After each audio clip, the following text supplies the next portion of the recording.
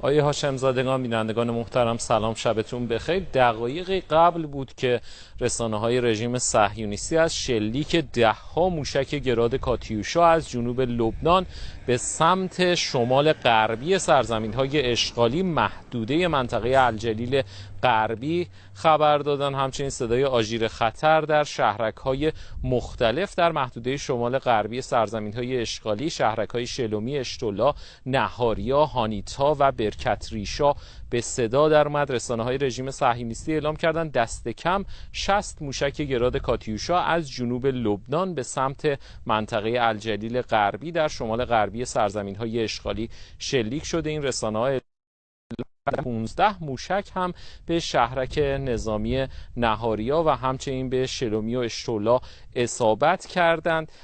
رسانه‌های رژیم صهیونیستی اعلام کردند که آژیر خطر در تقریبا میشه گفت 15 شهرک نظامی و صهیونیست نشین در اون محدوده به صدا در اومده. تصاویری که در رسانه‌های مختلف تا به این لحظه منتشر شده نشون میده که موشک‌های گراد کاتیوشا تعدادیش در آسمان شمال غربی سرزمین‌های اشغالی رهگیری شده و تعدادی از اونها با عبور از سامانه پدافند موشکی ارتش رژیم صهیونیستی موسوم به گنبد آهنین به مناطق مختلف در شمال غربی سرزمین‌های اشغالی اصابت کرده. انشالله توی بخش‌های بعدی خبر من گزارش تکمیلی رو از این عملیات خدمت شما ارائه خواهم کرد.